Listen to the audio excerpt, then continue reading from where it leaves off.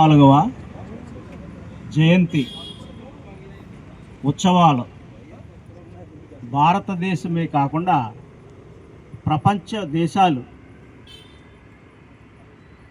ఉవ్వెత్తున ఎగిసిపడుతున్నాయి. కానీ దురదృష్టం ఏంటంటే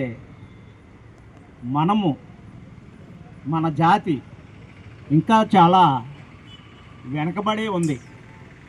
ముఖ్యంగా దక్షిణ భారతదేశంలో, ఉత్తర భారతదేశంలో కార్యక్రమాలు చూస్తుంటే ఇప్పుడు సార్ చెప్పారు, అరుణ్ కుమార్ గారు, దక్షిణ భారతదేశం కంటే ఉత్తర భారతదేశంలో ప్రెజర్ ఉండటం వల్ల లేకపోతే ఏ కారణం చేతో అక్కడ ప్రజలు బాబాసాహెబ్ని బాగా ఆకలింపు చేసుకున్నారు. ఆయన యొక్క ఉత్సవాలు, జయంతులు కానీ వర్ధంతులు కానీ ఏ కార్యక్రమంకైనా ముందుంటున్నారు. వేలాది మంది, లక్షలాది మంది. నిజంగా అక్కడ స్త్రీలను చూస్తుంటే చాలా అభినందించవలసి వస్తుంది. మనకి అంత స్పిరిట్ లేదు స్త్రీలలోని.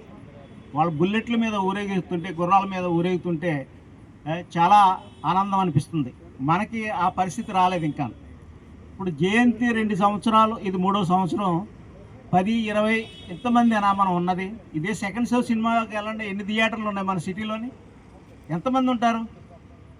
సినిమాకి ఒక్కరోజు సినిమా మానేసి ఇక్కడికి రావచ్చు కదా మనోళ్ళు, లేకపోతే టీవీ మానేసి, టీవీ చూడటం మానేసి రావచ్చు కదా. ఎంతమంది ఉద్యోగస్తులు ఉన్నారు ఈ మహానగరంలోని. ఒక్కరోజు జయంతి, సంవత్సరానికి ఒక్కరోజు జయంతికి ఎంత గ్రాండ్గా చేయాలి, దద్దరిల్లిపోవాలి. విశాఖపట్నం మహానగరం అంతా కూడా దద్దరిల్లిపోవాలి. మరి ఆయన చెప్పిన కార్యక్రమాలు చాలా చెప్పాడు, కానీ ఆ రాజ్యాంగంలో బోల్డ్ అన్ని హక్కులు ప్రసాదించాడు. కానీ ఏది కూడా మారుమూల ప్రజలకి అందట్లేదు.